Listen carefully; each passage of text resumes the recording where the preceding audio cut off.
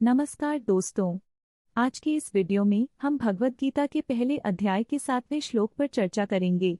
इस महत्वपूर्ण श्लोक में कुरुक्षेत्र के धर्म क्षेत्र में युद्ध की तैयारी के संदर्भ में कुछ गहरी बातें छुपी हैं।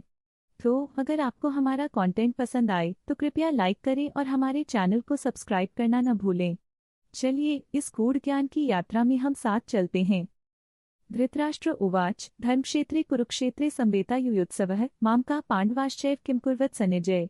1:7 धृतराष्ट्र ने कहा, धर्मक्षेत्र कुरुक्षेत्र में जो युयुत्सव है वे एकत्रित हुए हैं।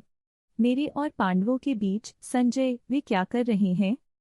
इस श्लोक में धृतराष्ट्र कुरुक्षेत्र के युद्ध की स्थिति का वर्णन कर रहे हैं। यहाँ धर्मक्षेत्र का अर्थ है वह भूमि जहाँ धर्म की रक्षा के लिए युद्ध किया जा रहा है।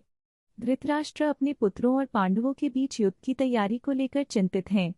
यह श्लोक युद्ध के आरंभिक क्षणों को दर्शाता है जहां मुख्य पात्रों के इरादों और भावनाओं को समझना महत्वपूर्ण है।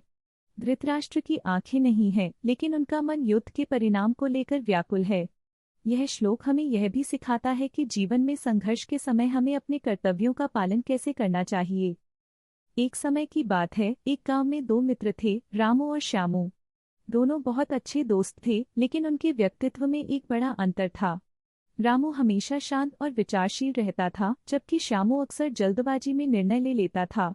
एक दिन गांव में एक बड़ा मेला लगा। वहां रामू ने देखा कि एक बूढ़ा आदमी मदद की गुहार कर रहा था। बूढ़े ने कहा, बेटा, मेरी 65 साल की उम्र में मेरे पास अब कोई सहारा नहीं है। मुझे मेरी खोई हुई चीजें ढूंढने में मदद चाहिए।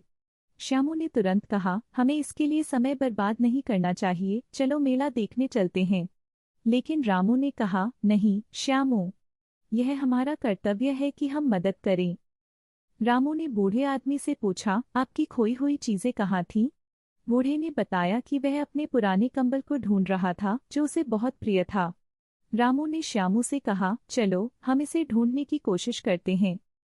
दोनों मित्र बूढ़े आदमी की मदद करने लगे। उन्होंने मेले में हर जगह उसकी तलाश की। अंततः उन्होंने एक कोने में पुराना कंबल पाया। बूढ़े की आंखों में आंसू थे। उसने कहा, आप लोगों ने मेरी मदद की है, मैं आपके लिए हमेशा आभारी रहूंगा।